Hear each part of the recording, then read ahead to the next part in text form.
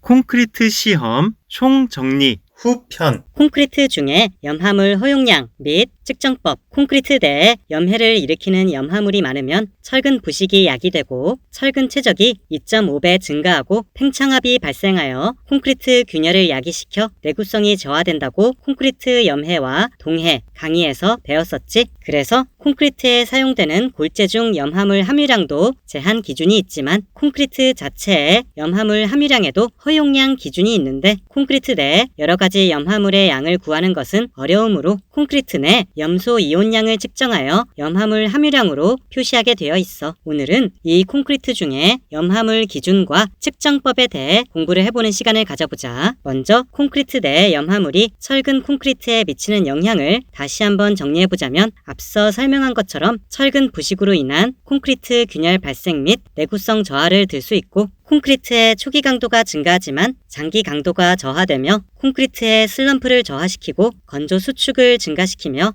응결 시간을 감소시킨다는 것을 다시 한번 상기해보자. 다음은 콘크리트 내 염화물 허용량 기준에 대해 알아보자. 먼저 굳지 않은 콘크리트 중에 염화물 이온량은 원칙적으로 1세제곱미터당 0.3kg 이하이고 상수도물을 혼합수로 사용하는데 염소 이온량이 불분명한 경우에는 혼합수로부터 공급되는 염소 이온량을 250mg/L로 가정할 수 있다고 해. 또 외부로부터 염소 이온의 침입이 우려되지 않는 철근 콘크리트나 포스트 텐션 방식의 프리스트레스드 콘크리트 및 최소 철근비 미만의 가외 철근을 갖는 묵은 콘크리트 등의 구조물을 시공할 때 염화물 함유량이 적은 재료의 입수가 매우 곤란한 경우에는 방청에 유효한 조치를 취한 후에 책임 기술자의 승인을 얻어 콘크리트 중의 염화물 함유량 허용 상한값을 1세제곱미터당 0.6kg으로 할 수 있다고 하니 참고해두자. 이제 콘크리트 내 염화물량의 측정법에 대해 알아볼 건데 염화물량 측정법은 크게 굳지 않은 콘크리트를 대상으로 하는 측정법, 굳은 콘크리트를 대상으로 하는 측정법으로 나눠볼 수 있겠어. 먼저 굳지 않은 콘크리트의 측정법은 굳지 않은 콘크리트 액상 중에 염소이온 농도를 측정하고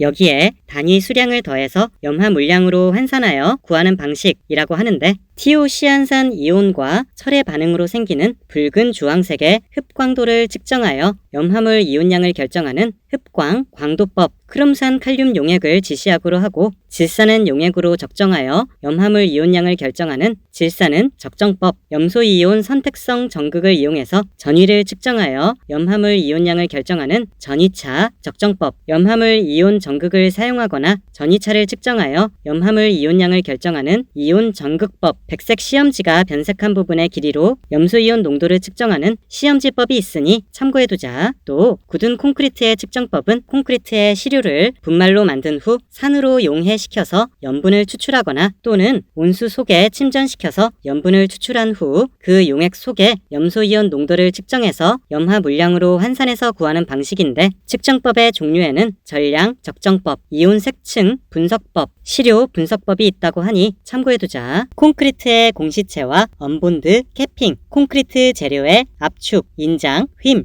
전단, 크리프 등 역학적인 시험을 위해 일정한 규격에 따라 만들어지는 시험 재료를 콘크리트 공시체라고 하는데 오늘은 이 공시체의 표준 규격과 제작 방법, 공시체의 규격이나 상태가 강도 시험에 미치는 영향, 그리고 압축 강도 시험을 위한 언본드 캐핑까지 알아보는 시간을 가져보자. 먼저 공시체 규격은 다음의 표를 주목해보자. 공시체 형상에는 원주 형태, 정육면체 형태, 즉 입방체 형태, 직육면체 형태, 즉 각주체 형태가 있고 통상 원주 형태는 높이가 지름의 2배, 각주체는 길이가 단면 한 변의 4배 정도 되는 것이 통상이야. 특히 가장 많이 쓰이는 원주체는 지름 100mm에 높이 200mm, 지름 125mm에 높이 250mm, 지름 150mm에 높이 300mm 사이즈의 원주체가 주로 쓰인다는 것을 기억해두자. 다음으로 공시체 제작 방법에 대해 알아보자면 잘 비벼진 콘크리트를 몰드에 2층 이상으로 동일 두께로 나누어 채우고 다짐봉이나 진동 장치를 통해 다지는데 통상 300mm 공시체의 경우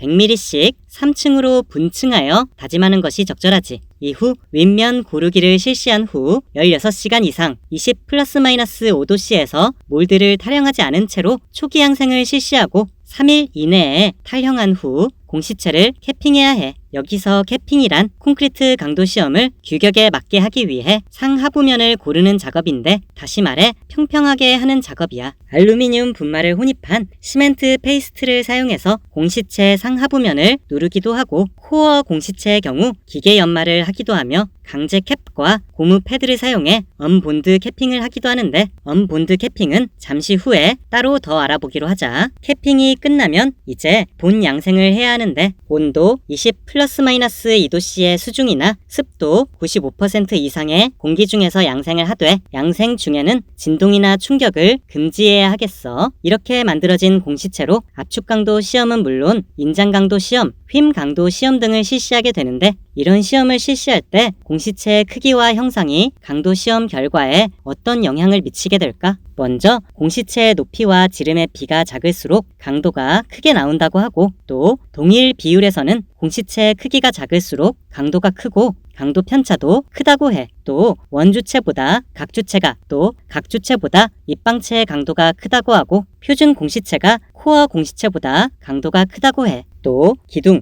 벽 등 수직 부재에서 채취한 코어는 하부에서 채취할수록 강도가 크다고 하고 공시체의 재량이 클수록 강도가 커지지만 강도 증진율은 갈수록 작아진다고 해. 또 건조한 공시체를 습윤하면 10에서 20% 정도 강도가 저하된다고 하고 당연한 얘기지만 공시체에 캐핑이 되지 않았을 때 대비 캐핑을 실시하면 강도 시험의 신뢰도가 높아진다고 하니 참고해두자. 또 이러한 공시체의 모양과 치수가 강도 시험에 영향을 미치는 것을 고려해서 다음과 같이 원주형 150mm 곱하기 300mm 공시체 대비 보정 계수라는 것이 존재하는데 다음에 표와 같아 공시체의 사이즈가 작아지면 강도가 커지고 원주형보다 입방체가 강도가 더 크게 나온다고 했으니 1보다 작은 보정 개수를 곱해서 원주형 표준 공시체와의 형평성을 맞춘다고 하니 추가로 참고해두자. 마지막으로 콘크리트 압축 강도 시험을 위한 공시체의 언본드 캐핑의 개념에 대해 알아보자면 별도의 연마나 기타 재료 없이 고무 패드와 고무 패드의 변형을 구속하기 위한 강제 캡을 활용해서 10메가파스칼에서 60메가파스칼 정도의 압축 강도 시험용 공시체를 캐핑하는 방법을 언본드 캐핑이라고 해. 언본드 캐핑을 하는 방법은 강제 캡 안쪽에 고무 패드가 오도록 하여 공시체 윗면에 고무 패드와 강제 캡을 씌우는데 이때 강제 캡과 고무 패드 사이에는 공기가 남지 않도록 눌러줘야 하고 공시체 측면과 강제 캡의 내부 측면이 직접 닿지 않도록 강제 캡의 위치를 잘 조정해줘야 하겠어. 여기에서 고무 패드와 강제 캡의 역할을 각각 알아보자면 고무 패드는 콘크리트 공시체에 요철을 메우고 균일한 하중을 가하기 위해 사용되는 재료인데 고무 패드의 바깥지름은 강제 캡의 안지름과 거의 같아야 한다고 하고 통상적인 패드의 두께는 10mm라고 해. 또 강제 캡은 압축 강도 시험을 할 때 고무 패드의 수평 방향 변형을 구속하기 위해 설치하는 것이라고 하니 용도도 알아두자. 콘크리트의 압축 강도 시험 방법과 시험 빈도. 콘크리트 압축 강도 시험이란 일정한 형상의 공시체를 제작 후 압축 강도 시험기를 통해 강제로 압축 및 파괴해서 콘크리트 강도를 측정해보는 시험이야. 콘크리트 강도의 기준이 되는 강도가 압축 강도이기 때문에 가장 대표적인 콘크리트 강도 시험이라고 할 수 있는데 오늘은 이 콘크리트 압축 강도 시험에 대해 공부해 보도록 하자. 먼저 콘크리트 압축 강도 시험의 목적에 대해 정리해보자면 콘크리트 품질 관리 시 품질 판단의 기준이 되고 설계 기준 강도의 부합 여부를 판단할 수 있으며 압축 강도 시험 값을 알면 인장 강도, 탄성 계수, 휨 강도 등 다른 특성 값을 대략적으로 추정할 수 있고 레미콘 호칭 강도 적합 여부를 확인할 때도 실시하며 거푸집 탈형 가능 여부를 결정할 때도 실시하니 기억해두자. 압축 강도 시험의 빈도와 횟수는 KS 코드는 레미콘 기준으로 콘크리트 표준 시방서에서는 일반 콘크리트 기준으로 설명하고 있는데 먼저 레미콘을 기준으로 한 KS 코드 기준으로 살펴보면 28일 강도 시험용 압축 강도 시험은 450세제곱미터를 1로트로 하여 타설량 150세제곱미터마다 1조의 비율로 시험을 실시해야 하는데 1로트는 3조로 구성되어 있고 한 개조 시험마다 공시체 3개를 시험해야 하니 1로트 시험에 사용되는 공시체는 총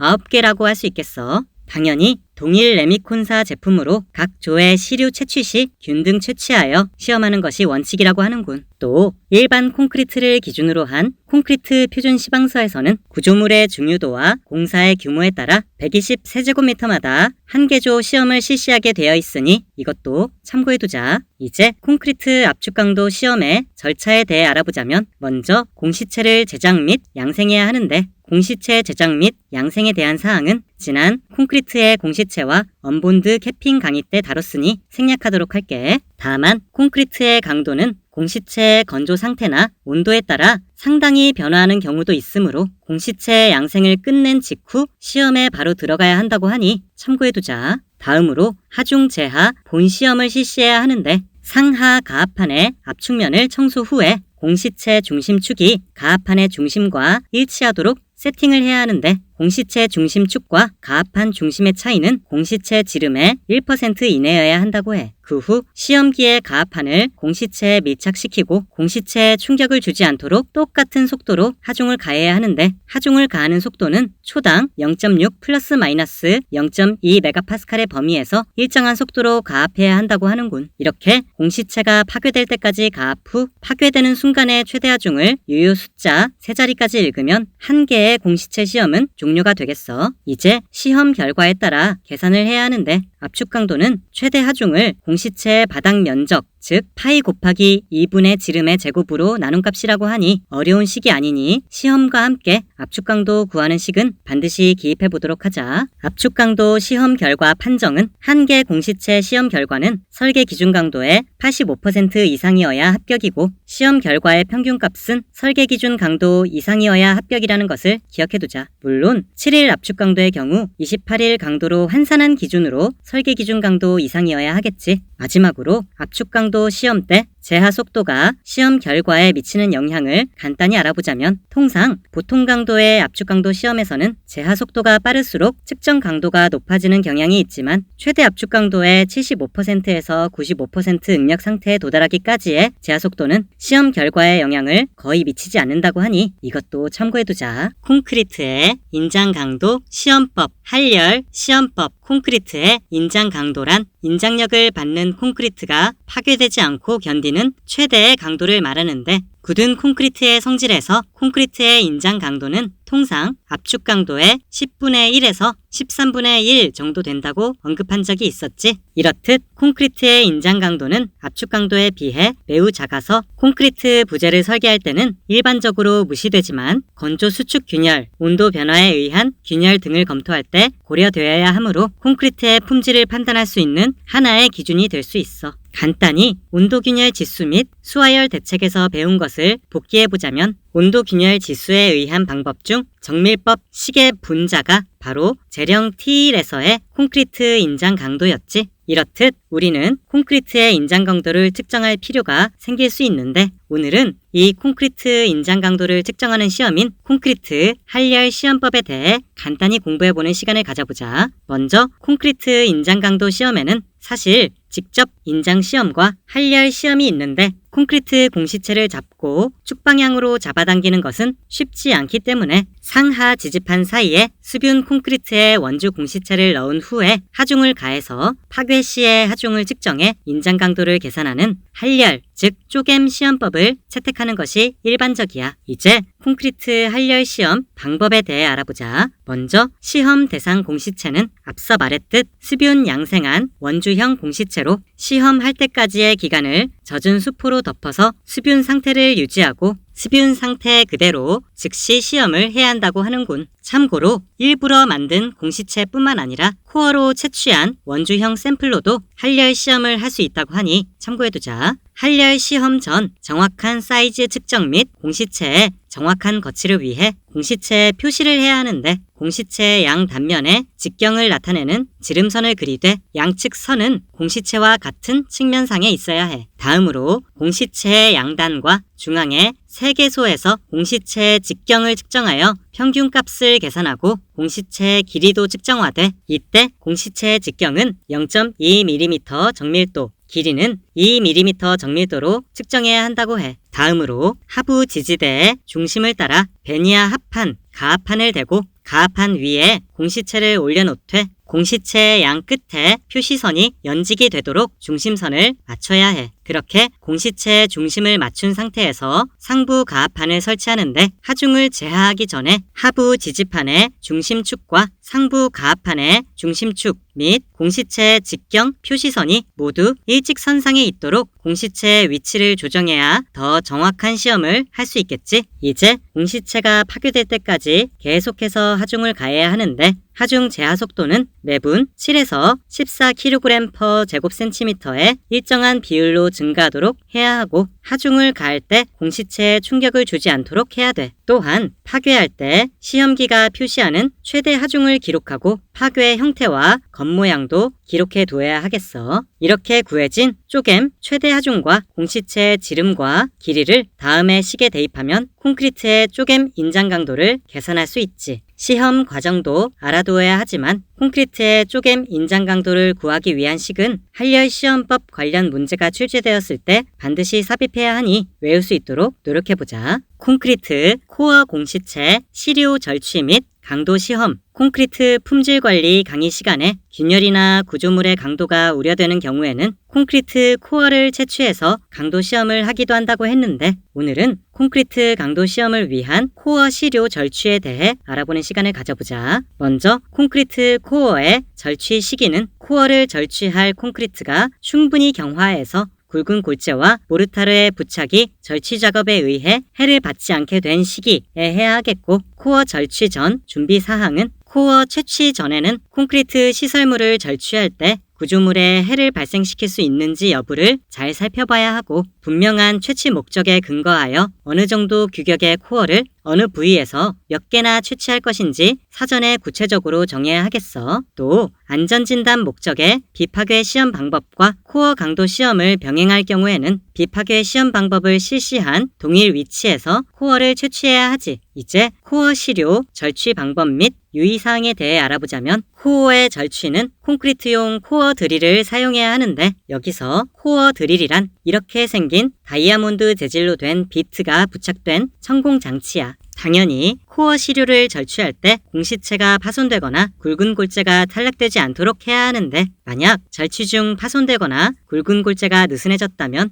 해당 공시체를 시험에 사용하면 안 되겠어. 또 절취 중 인근의 철근이 절단되지 않도록 사전에 미리 탐사된 철근 위치를 고려하여 주의해야 하고 코어 공시체 압축 강도 시험은 3회 이상 실시해야 하므로 최소한 3개소 이상 채취를 원칙으로 한다고 하니 기억해두자. 다음으로 채취해야 할 코어 공시체 치수에 대해 알아보자면 코어 공시체 지름은 일반적으로 굵은 골재 최대 치수의 3배 이상으로 해야 하고 어떤 경우에도 굵은 골재 최대 치수의 2배 이하가 되어서는 안 된다고 해. 또 코어 공시체 높이는 원칙적으로 지름의 2배로 해야 한다고 하니 기억해두자. 이제 채취된 공시체 시료로 실시하는 압축 강도 시험에 대해 알아보자. 먼저 시험 전에 사전 준비를 해야 하는데 단면과 코어 축이 이루는 각도가 85도 이하인 경우에는 면과 코어 축이 이루는 각도가 90도 수직이 되도록 마무리해야 하고 절취한 코어 공시체 양 단면에 5mm 이상의 요철이 있을 때는 커터로 요철을 제거하거나 공시체 끝면을 기계 연마하는 등의 방법으로 평활하게 해야겠어. 또 코어 공시체를 시험 전에 40시간에서 48시간 동안 20 플러스 마이너스 3도씨의 물속에 공시체를 담궈두면 제하 시 공시체의 건습 조건을 거의 일정하게 할 수 있다고 하니 이것도 참고해두자.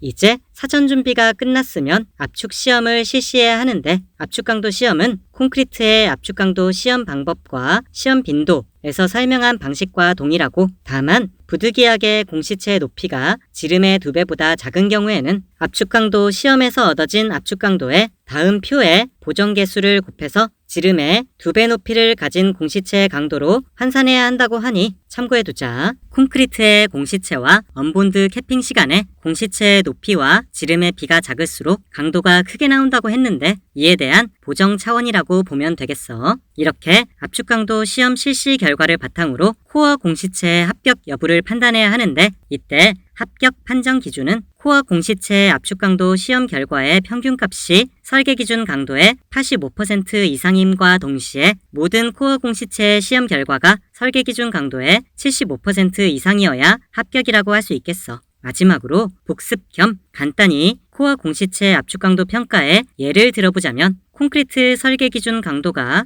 24MPa이고 굵은 골재 최대 치수가 25mm인 벽 두께 150mm 벽체를 대상으로 코어 공시체 압축 강도 시험을 실시한다고 하면 코어 공시체 지름은 굵은 골재 최대 치수의 3배인 75mm가 될 거고 벽 두께가 마침 150mm니까 공시체 높이도 150mm, 지름 75mm의 2배니까 압축 강도 결과에 보정 개수는 1을 곱하면 되니 따로 신경 쓸 필요가 없겠지. 그리고 압축 강도 시험 결과 만약 3회 평균 22MPa이 나왔다고 하면 벽체 설계 기준 강도 24MPa에 85%인 20.4MPa보다 크므로 이 벽체의 코어 공시체 압축 강도 평가 판정은 합격이라고 할 수 있겠어. 시멘트 강렬 감량 시험과 불용해 잔분 시멘트의 화학적 요구 조건 항목 중에 강렬 감량이라는 항목이 있고 또 유로 코드 중 시멘트 요구 조건에는 불용해 잔분이라는 항목이 있는데 오늘은 시멘트의 강렬 감량과 불용해 잔분의 개념에 대해 알아보고 강렬 감량 시험에 대한 사항까지 알아보는 시간을 가져보자. 먼저 시멘트의 강렬 감량이란 시멘트에 975 플러스 마이너스 25도씨 즉 약 1000도씨 정도의 아주 강한 열을 가하고 냉각시키기를 반복하면 질량이 감소하는데 열을 가하고 냉각시켰을 때 질량 차가 기준치 이하가 되는 항량이 되었을 때 기존 질량 대비 줄어든 감량치를 강렬 감량 또는 영어로 이그니션 로스라고 하지. 보통의 시멘트의 강렬 감량치는 통상 0.6%에서 0.8% 정도 된다고 알려져 있고 강렬 감량 시험을 했을 때 감량이 되는 성분은 주로 시멘트 속에 포함된 물과 이산화탄소라고 해.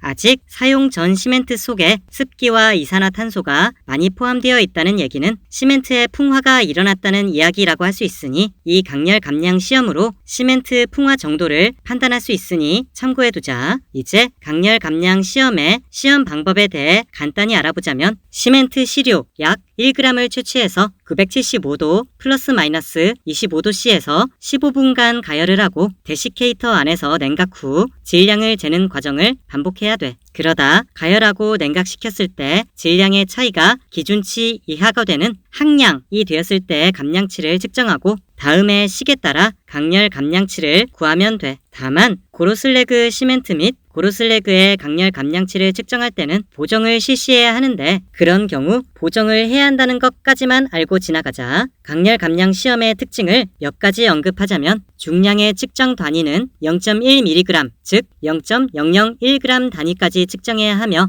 시험의 표준 편차율은 10% 정도로 높은 편이라고 해. 또한 강렬 감량 시 감량되는 물질에는 물과 이산화탄소도 있지만 이산화황, 암모늄, 염, 할로겐화, 알칼리 등의 물질도 있다고 하니 참고만 해두자. 다음으로 시멘트의 불용해 잔분의 개념에 대해 알아보자면 시멘트를 염산 및 탄산나트륨 용액에 넣었을 때 녹지 않고 남는 부분을 불용해 잔분이라고 해. 이 불용해 잔분이 어떤 의미가 있냐면 시멘트는 석회와 점토를 4:1 비율로 사용하여 제조하는데 점토는 원래 염산 등 산에 녹지 않지만 고열을 가하는 시멘트 소송 과정을 거치면 산에 용해된다고 해. 즉 불용해 잔분 시험을 실시했는데 불용해 잔분이 기준보다 많이 남으면 시멘트의 소성 정도가 불완전했다는 뜻이 되겠지. 시멘트의 소성이 불완전하면 안정성과 비중이 저하되므로 시멘트의 품질에서 불용해 잔분도 참고할 만한 기준이 되지. 또한 보통의 시멘트의 불용해 잔분은 0.1%에서 0.6% 정도 선이라고 하니 참고해두자.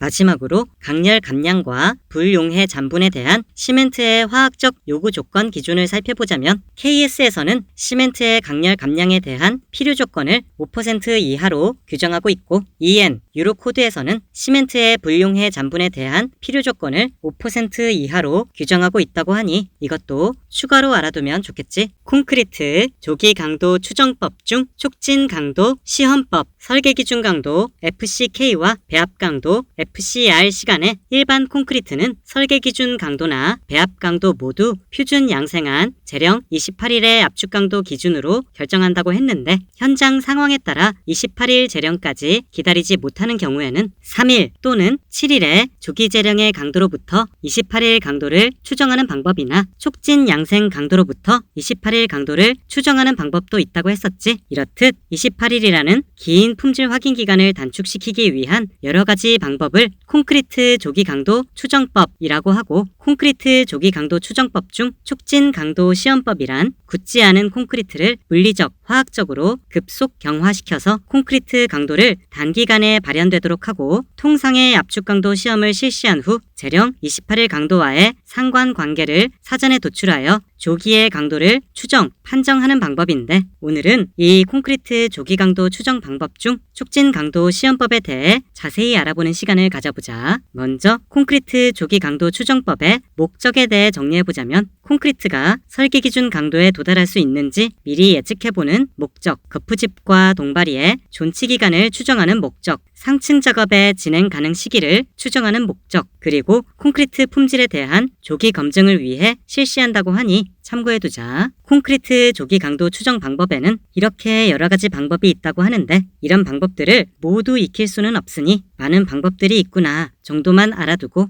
오늘은 이 중 촉진 강도 시험법의 대표적인 방법인 급속 경화법 55도씨 온수법에 대해 조금 더 자세히 알아보자. 먼저 급속 경화법은 급결 촉진 경화 양생법이라고도 부르는데, 굳지 않은 콘크리트를 5mm 채로 걸러서 얻은 모르타르에 급결제를 첨가하고 비벼서 공시체를 만들고, 온도 70도씨, 습도 100%의 환경을 조성할 수 있는 항온, 항습조에 넣어 1시간에서 1시간 반 정도의 시간 동안 양생 후 압축 강도 시험을 실시하여 모르타르 공시체의 강도를 측정하지. 공사 개시 전에 레미콘 공급원 승인 시에 이 급결 모르타르 공시체의 강도와 콘크리트 재령 28일 강도와의 상관관계를 미리 도출하여 추정식을 만들고, 향후 공사 중 현장에 반입되는 콘크리트를 대상으로 급속 경화법을 통해 얻은 모르타르 공시체의 강도를 미리 만든 추정식에 대입하여 콘크리트 재령 28일 강도를 추정하는 방식이야. 이렇듯 급속 경화법은 콘크리트 28일 강도를 약 90분 정도의 시간에 측정할 수 있는 방법이겠어. 다음으로 55도씨 온수법 또는 55도씨 온수 양생법으로 불리는 시험법에 대해 알아보자면, 굳지 않은 콘크리트에서 시류를 채취해서 공시체를 제작하고 3시간 동안 초기 양생 후에 캐핑을 하고 구속 마개를 활용해 밀봉을 하지. 그 후 온도 55도씨 그리고 습도 100%인 항온 항습기에서 20시간 반 동안 양생을 하고, 항온 항습기에서 꺼낸 이후 실온에서 30분간 방치하여 냉각을 한 후에 압축 강도 시험을 실시하는 방식이야. 이 방법도 앞선 급속 경화법과 마찬가지로 사전 레미콘 공급원 승인 시 기 도출된 추정 공식에 압축 강도 시험 결과를 대입하여 콘크리트 재령 28일 강도를 추정하는 방식이 되겠어. 이 55도씨 온수법의 특징은 약 24시간 만에 28일 강도를 추정할 수 있고, 양생 온도가 55도씨이므로 화상의 염려가 없어 작업이 용이하다는 특징이 있겠어. 콘크리트 촉진 강도 시험법 문제가 나오면 급속 경화법과 55도씨 온수법에 대해 기술할 수 있도록 잘 익혀두자. 그럼 오늘은 이만.